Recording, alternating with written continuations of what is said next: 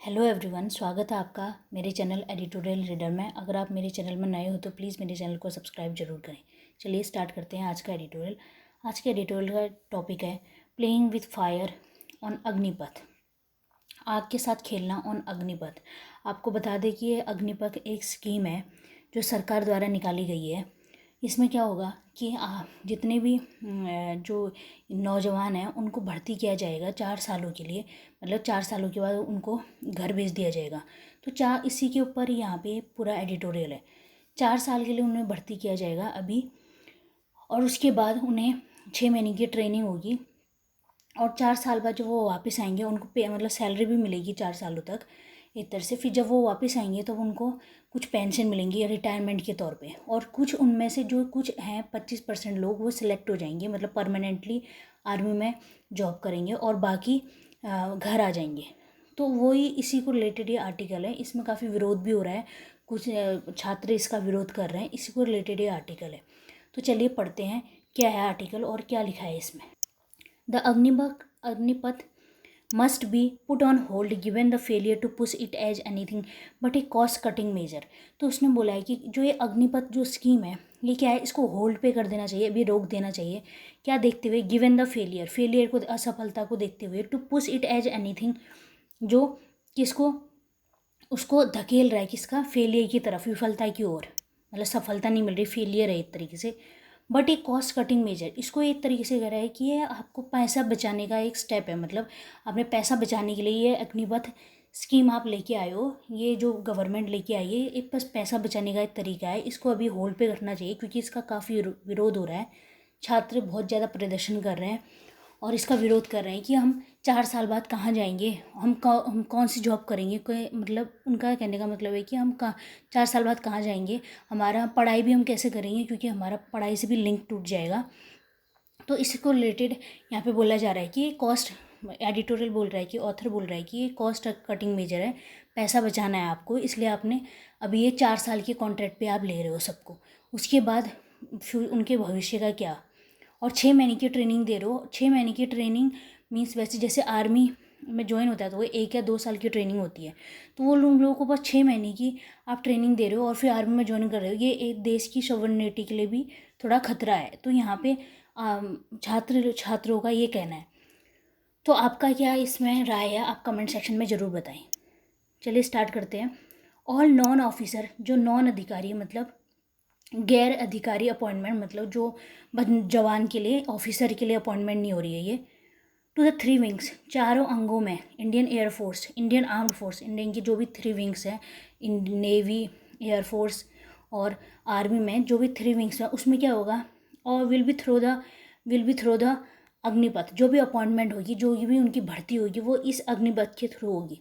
Literally सच में ये path of fire, Agnipath means रास्ता जो आग का हो।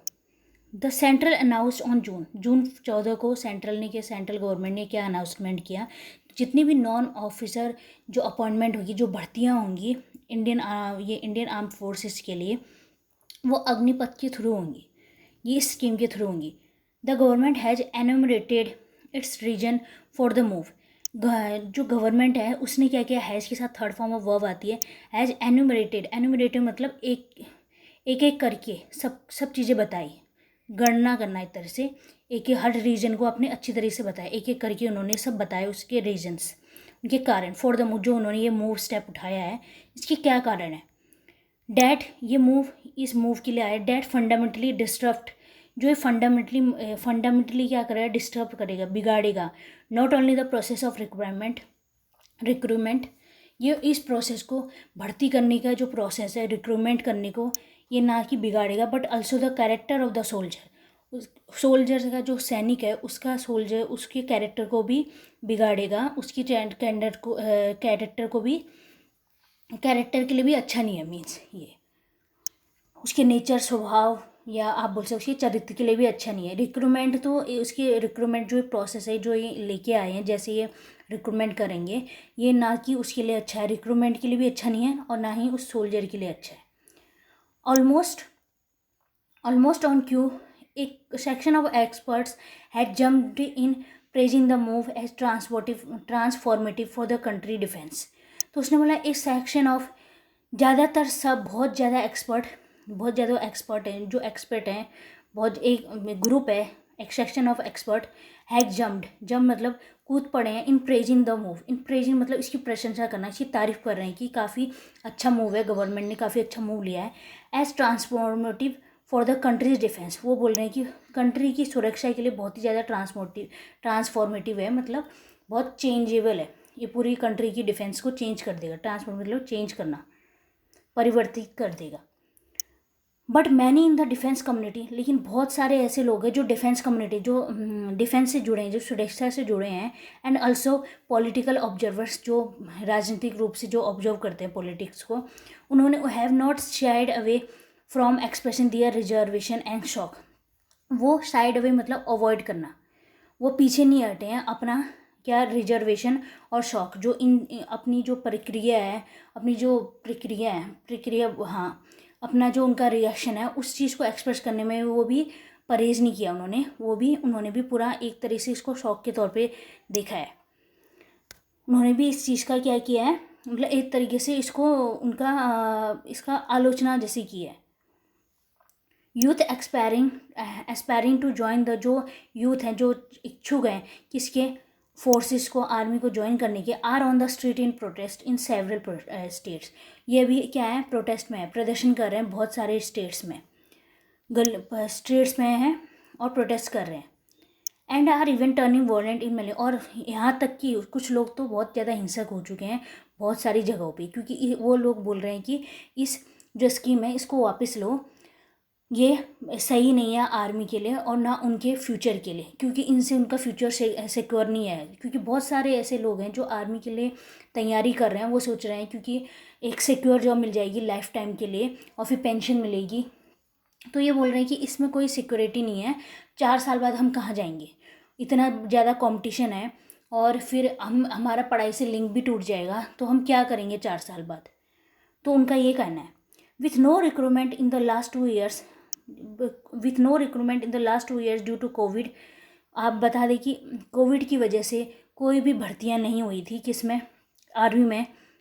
These youngster were already frustrate, जो ये यूथ है, जो नौजवान है, ये क्या है, पहले ही परेशान है, इस वजह से पहले ही फ्रस्ट्रेट हो चुके हैं कि 2 सालों में कोई वैकेंसी नहीं आई, तो इस वजह से वो पहले ही और ज़्यादा परेशान है। और ऊपर से अभी ये अग्निपथ जो स्कीम आई है, जो इसका ये बहुत ज़्यादा विरोध कर रहे हैं, तो इन्हें और ज़्यादा वॉयलेंट हो चुके हैं ये। With modest education and skills, modest education है इनकी, ये इतने ज़्यादा पढ़े लिखे होते नहीं है, 12th या 10th के बाद आर्मी में चले जाते हैं, तो मॉडेस्ट मतलब ना ज़्यादा पढ़ाई लिखाई की होती है इन्होंने। दे फियर, उनको डर है, दे fear the new process stalls and accessible escape route from poverty. Stall मतलब रोकना, स्टॉप करेगा। एक्सेसिबल मतलब जिस पहुँच, escape मतलब भागना या निकलना, रूट मतलब रास्ता, फ्रॉम पॉवर्टी। इनको फियर है कि जो ये नया प्रोसेस आ रहा है रिक्रूटमेंट को, ये क्या इनके जो गरीबी से बाहर निकलने का जो रास्ता है उसको क्या कर देगी, रोक देगी, कि गरीबी में ही रह पाएंगे। तो ये बोला जा रहा है क्योंकि इनकी इतनी अच्छी एजुकेशन तो नहीं होती है, 4 साल के बाद बाहर आएँ और फिर उसके बाद किसी अच्छी कंपनी में जॉब करें, क्योंकि इनसे भी ज़्यादा पढ़े लिखे ग्रेजुएशन हुए हैं कितने लोग, और तो उनकी वजह से इनको डर है कि ये प्रोसेस, इनकी जो पॉवर्टी है, इनकी जो गरीबी है, इससे बाहर निकलने का जो रास्ता है उसको और रोक देगी। तो इसीलिए ये सब लोग विरोध कर रहे हैं। As oppose to the existing, oppose मतलब इसके विपरीत, the existing 15 year plus service followed by life long pension. जो अभी क्या है आर्मी में कि आपको 15 साल तक जॉब करनी पड़ती है, जॉब होती है, फिर उसके बाद आपको पेंशन भी मिलती है, तो ये इसके अपोजिट है, इसके विपरीत है। 15 year plus service followed by life long, आप 15 ईयर सर्विस करते हैं आर्मी में, जो अभी प्रोसेस है अभी जो चल रहा है, उसके बाद आपको पेंशन भी मिलती है। लेकिन जो नई भर्तियाँ आई हैं या अग्निवीर के लिए जो नई भर्तियाँ आई हैं, will have a 4 year tenure including 6 months of training. बस उनका क्या है, बस 4 साल का टेनर है, आप 4 साल तक आर्मी में रहेंगे, उसके बाद आप बाहर चले जाएंगे, मतलब एक तरह से कॉन्ट्रैक्ट के तौर पे आप बोल सकते हैं, और बस 6 महीने की ट्रेनिंग हो रही है। Upon completion they will be given a opportunity to apply for permanent cadre. जब ये 4 साल इनके पूरे हो जाएंगे तो इनको एक अपॉर्चुनिटी दी जाएगी कि आप परमानेंट आर्मी में रहने के लिए आप अप्लाई कर सकते हैं। And up to a fourth would be enrol in a regular category. तो उसने बोला है कि कम से कम बस फोर्थ, जैसे 100 लोग अगर भर्ती में गए हैं तो उसमें से 25% ही लोग क्या होंगे जो सेलेक्ट हो चुके हैं। 100 लोग, उससे जो बस 25% लोग हैं वो क्या होंगे, वो परमानेंट हो जाएंगे वहाँ पे, क्योंकि उनको अप्लाई करना पड़ेगा। जो भी उसका प्रोसेस होगा किस तरीके से वो कर सकते हैं अप्लाई, और जो 75 जो बचे हैं वो बाहर हो जाएंगे। तो यहाँ पे बोला है the rest will exit the rest, और जो बचे हुए हैं with A tax free purse of approximately, जो टैक्स फ्री पर्स है 11.70 वाला है। जब वो बाहर निकलेंगे, जब वो 4 साल के जॉब करके बाहर निकलेंगे तो उनको 11 लाख इतने रुपये मिलेंगे। And return to civil life, जो नॉर्मल उनकी लाइफ है उसमें चले जाएंगे, वापस चले आएंगे। To aid in national building, फिर किस में सपोर्ट करेंगे, नेशन बिल्डिंग में, राष्ट्र की को बढ़ाने में, उसमें सेवा वो करेंगे, सपोर्ट करेंगे। एड मतलब सपोर्ट करना। तो यही बोला है कि पहले जो अभी ये चल रहा है आर्मी का जो प्रोसेस जो पहले से चला आया है कि आपको 15 ईयर की सर्विस करनी पड़ती है, उसके बाद आपको पेंशन सब कुछ मिलता है। लेकिन इसमें क्या है जी, आपको 4 सालों तक जॉब मिलेगी, उसके बाद आपको कुछ अमाउंट मिलेगा पेंशन, रिटायरमेंट के तौर पे। और फिर उसके बाद जो बाकी और 25% लोग ही उसके लिए भर सकते हैं, मतलब 25% लोग ही परमानेंट हो जाएंगे वहाँ पे, उनके लिए जो भी प्रोसेस होगा उसके लिए अप्लाई करना पड़ेगा उन्हें, और 75% बाहर हो जाएंगे। तो यही यहाँ पे कहा गया है। और ये इसी चीज़ पे क्या है, इसी चीज़ पे काफ़ी विरोध हो रहा है कि हम 4 साल तक ही क्यों, 4 साल के बाद कहाँ जाएंगे हम, वैसे भी इतना ज़्यादा अनएम्प्लॉयमेंट बढ़ता जा रहा है, तो हम 4 साल बाद कहाँ जाएंगे। The process of recruitment will commence in 90 days, जो भर्ती का जो ये प्रोसेस है क्या होगा, ये कमेंस मतलब स्टार्ट होगा इन 90 डेज के अंदर स्टार्ट होगा, with an intake of about 46,000, जिसमें से कितने 46,000 नौजवानों को सिलेक्ट किया जाएगा। इनटेक मतलब लिया जाएगा। The governments claims that the government claims the new scheme will help build a younger fitter defense force।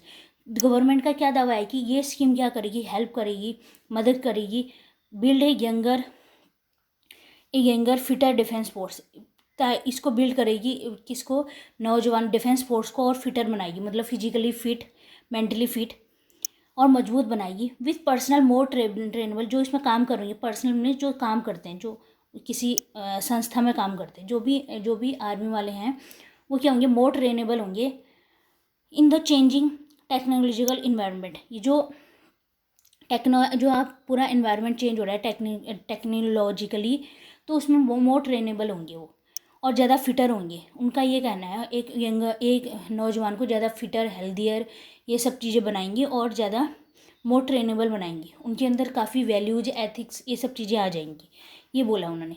It said it will also include military discipline. Include मतलब किसी के दिमाग में बिठाना कोई चीज़ आप आइडिया या कोई चीज़ आप दोहराना या आदतें बार बार उनको याद दिलाना किसी को।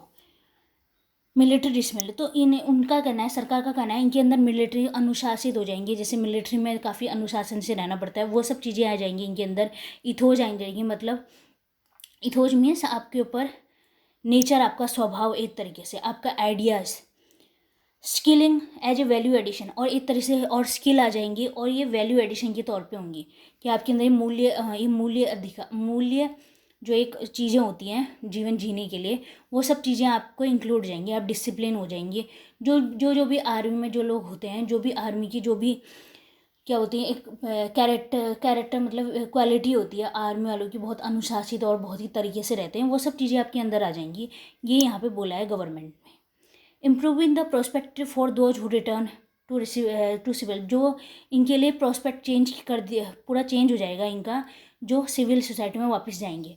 तो इससे क्या होगा, वो काफ़ी डिसिप्लिन और एक अच्छे इंसान के तौर पे उभरेंगे। ऐसा ही यहाँ पे बोला है, किसने, गवर्नमेंट ने ये दावा किया है इसमें। To start with there will be no permanent recruitment.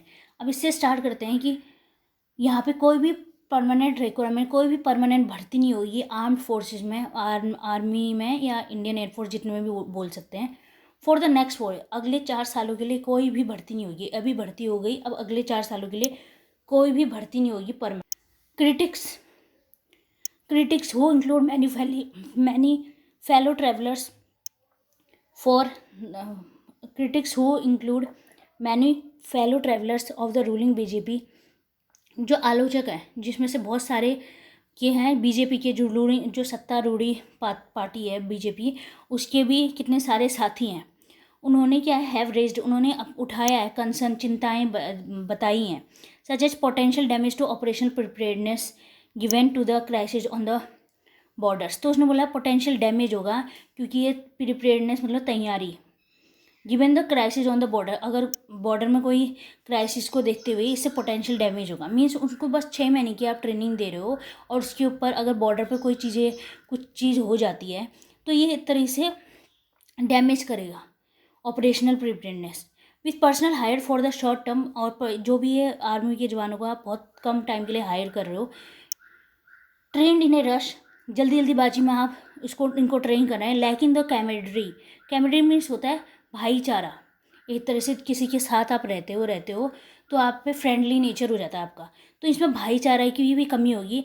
That professional forces, जो प्रोफेशनल फोर्सेज को होती है ज़रूरत, उसकी क्वालिटी होती है। पोजेज मतलब क्वालिटी, प्रोफेशनल फोर्सेस की क्वालिटी होती है। तो यहाँ पे ये बोला जा रहा है कि बीजेपी के जो क्रिटिक्स हैं, जो उनके खुद के ही पार्टी के जो उनके फेलो साथी हैं, उन्होंने क्या बोला है कि उन्होंने भी खुद भी एक कंसर्न, चिंता जाहिर की है कि इससे डैमेज होगा किसका, हमारे ऑपरेट, जब हम कोई भी बॉर्डर पे कोई चीज़ होती है, कोई घटना हो जाती है तो इससे हमें ये नुकसान होगा क्योंकि हमने उन जो भी आर्मी के जवानों को जल्दीबाजी में भर्ती किया और जल्दी उनको ट्रेन किया, तो इतने अच्छे से वो ट्रेन भी नहीं हो पाएंगे और उनके अंदर भाईचारा की काफ़ी कमी होगी क्योंकि बस 4 साल तक रहेंगे, 4 साल तक ही रहेंगे, तो इतना समझने में, बहुत कुछ करने में काफ़ी टाइम लगता है। तो किसी भी प्रोफेशनल फोर्स के लिए जो ज़रूरत है, जो जिसकी क्वालिटी है मतलब भाईचारा की जो होनी चाहिए, उसमें काफ़ी कमी होगी। तो ये बॉर्डर में अगर कोई क्राइसिस होता है उसके लिए ये सही नहीं है, डैमेज करेगा उसको। If a soldier job is now turned into A contractual employment, अगर एक आर्मी के जवान की नौकरी कॉन्ट्रेक्चुअल एम्प्लॉयमेंट बन जाए, मतलब आप कॉन्ट्रैक्ट पे 4 सालों के लिए, उसके बाद आपको निकाल जाएगा, ऐसे आप कॉन्ट्रैक्ट पे लें, एक तरह से कॉन्ट्रैक्ट पे ही समझ लो 4 साल के लिए। It might not motivate aspirants who hope for job security, pension and honour, ये मोटिवेट नहीं करेगा उन एक्सपेरेंट्स को जो अभी नौकरी के लिए तैयारी कर रहे हैं, जो जॉब सिक्योरिटी के बारे में आशा कर रहे हैं, पेंशन और ऑनर जो इज्जत उनको मिलती है, तो उसके लिए जो तैयारी कर रहे हैं उनको मोटिवेट नहीं करेगी आर्मी में आने के लिए। ये यहाँ पे बोला है कि हर कोई क्या करता है, सरकारी जॉब की क्यों तैयारी करता है, ताकि उसको क्या मिले, एक जॉब सिक्योर रहे, उसकी जॉब उसमें सिक्योरिटी होती है, पेंशन मिले, ताकि आराम से रहे वो। तो ये इसके लिए इन युवाओं को क्या करेगा, मोटिवेट नहीं करेगा। अगर आप ऐसे कॉन्ट्रेक्चुअल एम्प्लॉयमेंट आर्मी की जॉब भी कर देंगे तो 4 साल के लिए, 4 साल के लिए बाहर, तो वो आएंगे ही क्यों, उनको मोटिवेट नहीं करेगा आर्मी में आने के लिए।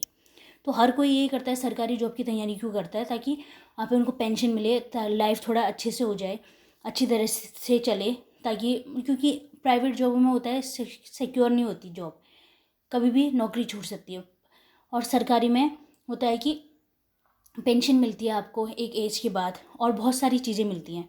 तो उसको रिलेटेड यहाँ कहा गया है कि अगर ऐसे आप बोलोगे तो ये मोटिवेट नहीं करेगा, उनको डीमोटिवेट करेगा जो भी आर्मी के लिए तैयारी कर रहे हैं। The argument that defence should not be treated as an employment guarantee, जो आर्गूमेंट ये तर्क ये है कि डिफेंस को, जो सुरक्षा है आर्मी को एम्प्लॉयमेंट गारंटी की स्कीम के तौर पे नहीं देखना चाहिए, उसको इस तरीके से ट्रीट नहीं करना चाहिए। रेटोरिकली इम्प्रेसिव, ये अलंकारिक रूप से काफ़ी इम्प्रेसिव है, मतलब इन चीज़ों को आपको एम्प्लॉयमेंट गारंटी के लिए कि आपको एम्प्लॉयमेंट मिल जाएगा, बस रोज़गार गारंटी के रूप में आपको इसको नहीं करना चाहिए, किसको, आर्मी को। But the fact is that from the manufacturing of arms to the employment of soldier, ये फैक्ट ये है, तर्क ये है कि वो हथियारों का निर्माण करना और सोल्जरों को, जो नौजवानों को भर्ती करना, उनको रोज़गार देना, the sector play a critical role in the economy, ये सेक्टर मतलब जो आर्मी वाला सेक्टर है, ये क्या करता है, एक बहुत ही इंपॉर्टेंट रोल प्ले करता है हमारी अर्थव्यवस्था में। For a country like India, एक ऐसे जैसे हमारे देश के लिए जैसे India, where unemployment remains a major policy challenge. जो अनएम्प्लॉयमेंट है, बेरोजगारी है, वो अब काफ़ी क्या है, बहुत बड़ा एक चैलेंज बना हुआ है, पॉलिसी चैलेंज बना हुआ है। कौन? अनएम्प्लॉयमेंट, क्योंकि अनएम्प्लॉयमेंट बहुत ज़्यादा है इंडिया में।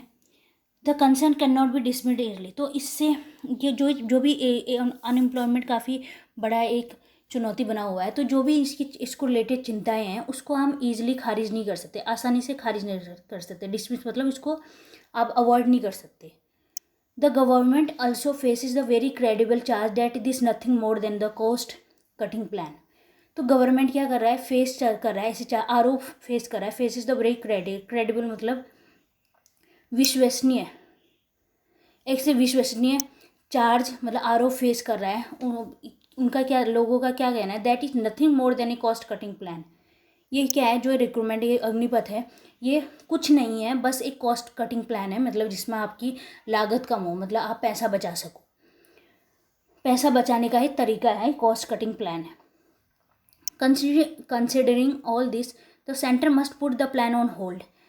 ये सब को देखते हुए सेंटर को क्या करना चाहिए, इस प्लान को अभी होल्ड पे रख देना चाहिए कुछ टाइम तक, and revisit it in consultation, और उसको रिविजिट करना चाहिए, दोबारा इस पर रिव्यू करना चाहिए। आप दोबारा इस बारे में विचार करें विथ पॉलिटिकल पार्टीज, सारे राजनीतिक पार्टियों के साथ कंसल्ट करें, and a wider range of expert, और बहुत सारे एक्सपर्ट के साथ आप इस चीज़ पे दोबारा रिविजिट करें। अभी फ़िलहाल के लिए इसको होल्ड पे रख देना चाहिए, क्योंकि इसका काफ़ी विरोध हो रहा है, काफ़ी जगहों पे इसका वॉयलेंस बढ़े जा रहा है। छात्र बहुत ज़्यादा प्रदर्शन कर रहे हैं, और कहीं कहीं पे तो कितनी ट्रेनें पता नहीं क्या क्या जला दी हैं उन्होंने। तो वही बोला है कि आप इसको अभी फ़िलहाल के लिए होल्ड पे करें, और इसको दोबारा रिविजिट करें, इस पर दोबारा सोच विचार करें कि इसको क्या करना है। आपका इस बारे में क्या है ख्याल, आप इसमें कमेंट सेक्शन में ज़रूर बताएं कि ये सही, अग्निपथ जो स्कीम है ये सही है या नहीं है। आप कमेंट सेक्शन में ज़रूर बताएं। Thank you so much.